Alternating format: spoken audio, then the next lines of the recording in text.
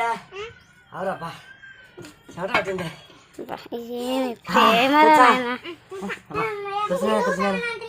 అబ్బా ఆయన విన ఏం ప్రేమ చూడు అయిపోలే ఏడాడింది ఏడాడింది